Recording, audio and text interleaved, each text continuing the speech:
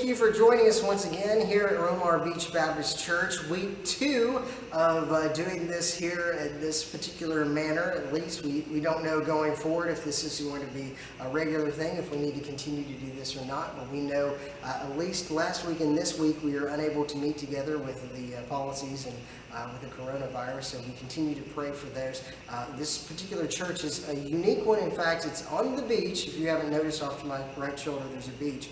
There's not many people out there because no one's allowed right now on the beach here in Orange Beach, Alabama, right next to Gulf Shores. If you're ever in the area, we'd love to have you come check us out here at Romar Beach Baptist Church, a 5-story building right on the beach, where we have a retreat center as well. We can house about 120 people come and stay and do their events here as well. But right now, though, because of the coronavirus and because of kind of the craziness of the inability to meet together as a body of believers, which there's about 60 of us actually in Rome, although we average a lot more than that throughout the year of people that come to join us for our services. We are unable to meet like normal, so this is what we're going to do. We're going to continue on our conversation with Darrin Reynolds. He is the student pastor at Emmanuel Baptist Church in Lebanon, Tennessee. He was nice enough to talk to us, and we kind of touched a little bit about some of the things last week, and maybe even gave you some homework assignment as well, reading the book of John and some things from John as well. But we're going to continue our conversation about the coronavirus and how, as believers, we should react to that. Right now, though, since we don't have music, which is one of the bigger essential elements of our services, with Chris Fowler playing behind the piano. This week we actually have reached out to an artist friend of mine who does music and in Nashville, Tennessee. He actually has been here at Romar Beach Baptist Church before. Late last year he actually led worship for us. His name is Joel Vaughn, and he was nice enough to record something. So we'll consider this our special music, and then after this our conversation with Darrin. Hi, Romar Beach Baptist Church. My name is Joel Vaughn, and I just wanted to send a word of encouragement to you. The world is a crazy place right now with the coronavirus outbreak, and there's a lot of uncertainty, but God's word in Romans 8 says that He works out for the good of those that love Him according to His will and purpose. So trust in the Lord as we're going through this season. This too shall pass, and God is with us every step of the way. Right now I'd like to sing you a song of encouragement in times like these where we can lean on the Lord and put our full faith and trust in Him. And it's called I Would Be Lost.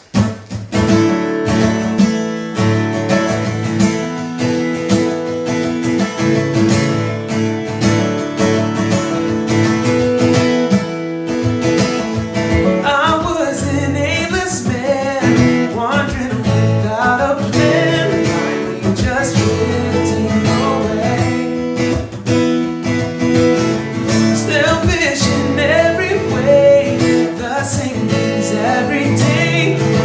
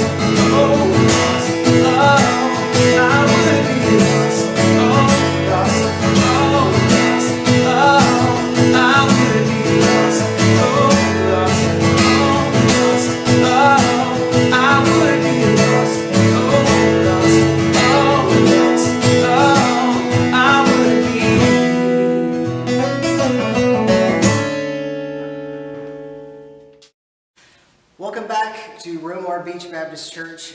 Again, we're doing this a little differently this week as we did last week as well. Instead of having a large congregation that we typically have this time of year, we're actually having to record this. I know a lot of churches either live streaming or recording this way using the miracle of technology to a point. I use miracle kind of jokingly, but using technology in order to continue to connect with those that are within their congregation. And we're doing that with you as well. So if you're a member of Romar Beach Baptist Church, if you've ever visited here, if you've not, that's our baptistry. We're right here in Orange Beach, Alabama, right here on the Gulf. And it's a really incredible ministry when you have average, I think we have about 60 members and we average 10,000 visitors each year in our services. So it's basically a mission church in reverse, where people actually come here. When you average about 10 to 15 different states represented every Sunday, it's kind of it's an interesting church, but you know what? God does incredible stuff every Sunday and every week. And we're just glad to be here where he is in this lighthouse, literally on the beach. And if you've been here, if you've not been here, then definitely check us out if you're ever in the Gulf Shores, Orange Beach area. We'd love to have you come by and for services 9 and 11 a.m. We'd love to have you join us. It's very laid back, to say the least, and we're not wearing shorts. Well, you're wearing shorts, so there you go. I was going to say, that's not unusual for people this type of us, so we're very laid back. We're again, as last week, we're continuing with Darrin Reynolds, who is the student pastor at Emmanuel Baptist Church in Lebanon, Tennessee. And each Sunday, we typically will have a different person speak in our services to bring us the word, and we appreciate all those that have come before and have filled our pulpit. But it's kind of strange not to do this and not have a whole bunch of human beings here. It's different. It's very different. It's an empty building. It is odd, but I think a lot of churches, a lot of others are feeling this as well, of course, with the coronavirus. And last week we talked a little bit about how to deal with this as well, but I've noticed in my own walk over the last few days and weeks what this has had, and of course, you know, with the home quarantine, and as we're going forward through this thing, and we'll probably have other things shut down, and how it's adversely affecting a lot of people. But what it does mean is we're spending a lot more time with our families and home as well. And I've noticed in my own walk that my prayer life has kind of changed a little bit in how I pray. Not that was this wonderful thing, the aspect of sometimes you think of someone praying and you think, well, you hear someone praying that they know how to pray because they use these big words and things, but that's not at all what it's about. But it's more than just asking God for stuff. Mm-hmm. But it's interesting that the way this has gone and what's kind of changed about my prayer life is as you're looking at all the things we need to pray for, it's kind of changed from just going, okay, God, do this, do that, do this, do that, to God, work through this, because this is a difficult time right now for a lot of people. As we dove in last week in Proverbs 3, talked about the proper position of our heart in trust. Our prayer life is strengthened by a proper placement of our understanding. And so when we understand, as Jeremiah said in Jeremiah 9, the wise person should not boast in their wisdom, nor the strong man boast in his strength, nor the wealthy man boast in his wealth. But the one who boasts should boast in this, that he understands and knows me, and that I am the Lord, showing faithful love, justice, and righteousness on the earth. For I delight in these things. What are the things he delights in? Faithful love, justice, and righteousness. And that's the Lord's declaration.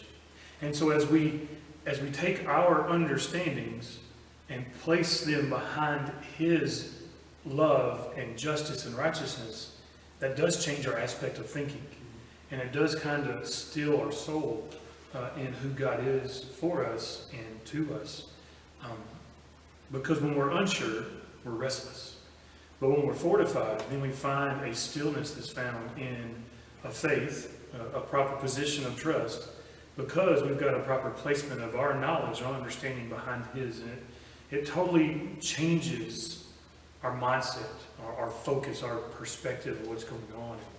And we need that more now than ever, is that we would trust in him and not lean on our own understanding, but in all our ways acknowledge his love and his righteousness and his justice. so that he can still our heart. We can focus on what's most important, which is the salvation of our neighborhood and our children and our spouses. Can be the bringing hope to the world around us. Because when we're uneasy, the hope of the world is not seen in us. But when we're still and focused, then they can see there's something different. Not just weird, but there's something different about that supposed Christian. And they begin to ask questions. And it all comes from our communication with the Lord, our reporting for duty, yes, as we get ready in our prayer life, that stills us by knowing that it's not in my wisdom or my strength, but it's in Him. And that's where the stillness comes from, and that proper placement of our knowledge behind His knowledge and understanding. It's our perspective and how we see things. Mm-hmm. One thing, it's going to be strange, but to say this, but one of the things that almost, I'm going to say, changed my view of God, but kind of opened it a little bit, was Google Earth. Mm-hmm. Which is strange to say, but if you think about it, if you've ever looked up Google Earth, you've ever maybe like typed into your house to see what it is, there's so many times that in our walk with life, we only see what's right before us. Sometimes we look too far at what's behind us, but we're only seeing one perspective of just what's going for us. But God sees a much higher perspective, and He not only sees ours, but sees everything around us, almost like not just your house, but all the houses around it. So His understanding is not just seeing what's going forward, but He sees what's back, but also sees how everything connects as well. And it's so important to be able to realize that even through the coronavirus, that He's still on His throne. Absolutely. And that's the ending of Proverbs 3, 5, and 6. When we trust in Him and we acknowledge Him, He promises to direct our path because He has a different perspective. Mm-hmm. And so as we're looking what's in front of us, try not to remember what's behind us, God's looking above us. And as we have that proper position and that proper placement, He promises to put us on the path we can't see, but through His perspective He does, and lead us down the path of life to eternity, those of us who trust in Him as our Lord and Savior. Absolutely. And one of the things as well that honestly, I'll be honest, one of the things I struggle with in verses and things in the Bible is when God says, "Be still and know I am God." Mm-hmm. Because I tend to go 50 million directions all at the same time, feels like. At any given point, I feel like I'm supposed to be doing something else, mm-hmm. which it's difficult, but in times like sometimes when we get thrown flat on our back, whether it be a medical issue or something like what's happening to our country right now, it takes us time to also change our perspective a little bit and also get time to reconnect with that relationship with God as well. And it's an ingrained part of our society. As ministers, we're the same way. Mm-hmm. We go from Sunday to Sunday, never celebrating the victories of that day, event to event. Hey, we just had a vacation Bible school, now we're getting ready for student summer camp, and then, oh, by the way, there's a mission trip after that, and we're thinking about the next trip right in the midst of the one we're in right now, and we never take time to stop and to smell what God's doing and to be still in His glory and in honoring Him. And it's a part of our society. We always have to be but we're not on the move anymore. And so now we can just be still and soak in the goodness of the S-O-N, as many of us are trying to find ways to find the S-U-N. But as we're sitting in the sun that orbits our earth, we need to sit in the sun who's given His life for us. And that's where we find our solidity and that ability to be still. As Paul said in 1 Corinthians 15:57, thanks be to God who's given us the victory through His Son, Jesus Christ. When we walk into a place we know we're victorious, our souls are stilled. Yes. But it's the times that we're not sure if we can be victorious that we're anxious. And so through Jesus, and Paul writes in 1 Corinthians 15 about the reality of the resurrection, it brings confidence and it brings clarity that He has conquered sin, death, and hell. Where are their sting? They've all been evaded by the victor, Jesus Christ, who's given us the victory through Him. And so we can find peace and find knowledge in our relationship with Jesus. And it is hard to be still, but it's vital that we are, so that we can know who's for us and not against us, who will never leave us nor forsake us, who's the same yesterday, today, and forever. Absolutely. And a good example of this as well, if you don't think you need recharging, have you ever had a cell phone? What happens after a little while? it'll die. You'll use it a lot, whether you're doing all sorts of apps or other things. It'll die, and at some point, in order to get it back up, it has to recharge. You have to plug it in. We're the same way, in that, not we're cell phones, but in the same way of we have to be recharged as well. And I like what you said about it, especially as ministers as well. It's important to plan ahead, and you know, God wants us to do that and see, you know, plan for what's coming as well. But we also need to make sure that we have that time to step back and realize, hey God, okay, you're doing something out there, but I know you need to do something in me as well, because we need to be prepared as soldiers going out as well, out to fight the fight, other than just going out because we had planned on this or doing this. We need to make sure that we are prayed up as well. Absolutely. And Peter would say in 2 Peter 1 that his divine power has given us everything that pertains to life and godliness. And that in the midst of this, it comes through the knowledge of him who's called us by his own glory and goodness. We need that recharge to be reminded we have everything we've ever needed through a relationship with him. Everything you needed for life and godliness is found in Jesus. But we do have to plug in. We have to recharge. And in this still moment, I pray you're able to do that. You're able to recharge and be reminded of the amazing grace that God's given us, that gives us the strength to face adverse moments that we're living in right now. Well, as we go forward in the upcoming weeks, we don't know what's going to happen. I mean, we don't know. We'll see if we have to do videos or not going forward as well. But through all this, take solace in what Darrin said, but also that God knew this was going to happen. This is not a surprise. It's different for us because we ain't been through this before. No. I was trying to explain my 10-year-old and 6-year-old daughter earlier today, like, we've never been through this. Gunny and Granddaddy's never been through this. No one we've ever known has really had to deal with something like this. It's all completely different and new. So it's kind of throwing us off kilter a little bit, but maybe it'll actually give us the opportunity to get back on kilter with our spiritual walk as well. And the thing about this is, it doesn't matter if you don't think it affects you, it affects you. So many times we'll think something happens down the street or something far away and like, oh, it won't affect me. And the truth is, it does in some way or another. And this is affecting everyone. And from God's perspective, I'm sure he's using this for his glory. And that's what I know I'm praying into you as well. Absolutely. And if there are people who maybe didn't know God, maybe there are people who are right now finding out about this God that we talk about, that we meet on Sunday mornings and Sunday nights and Wednesdays, and when we have church together.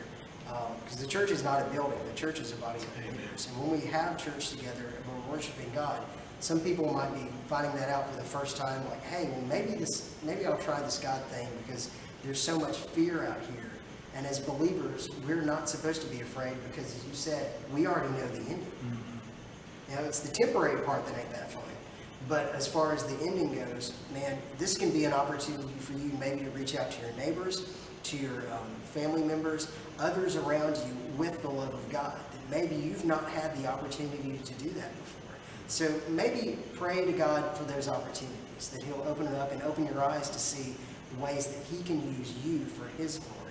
Thank you again for checking out our video as well. If you want more information on this ministry at Romar Beach Baptist Church, we actually have a retreat center as well. We can house about 120 people that come and stay and sometimes play out there, but also do events. And Darrin's brought groups here. In fact, a couple weeks ago, you had Absolutely. here as well. So if you Been want, coming since 2011. yeah, so we've they just keep coming back. We can't get rid of them. No, I'm kidding. But Like a bad habit. but thank you, Darrin, for Absolutely. this week and for last week and for wanting to hang in here. And I know we didn't change shirts at all for last Yeah. week. It was a little, I did do laundry though. little strange. Okay, that's good. But if you want more information on the church, we'll have it on our Facebook page as well. But also know that if anything else through this, understand there is a God. He is real. He loves you. He has a plan for your life, and he wants to connect with you like maybe you've never had a chance to connect with him before.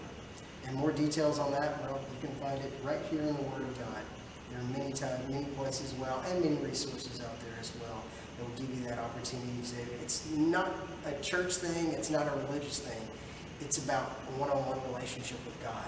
And that's one of the things that this community, well, this issue with coronavirus is allowing us to do is to actually get more interpersonal with our relationships. And maybe it'll happen that way with God as well. So God bless. We're praying for you. Thank you so much for checking us out. And we'll give you more details on what's coming forward as we find out about it here in the upcoming weeks.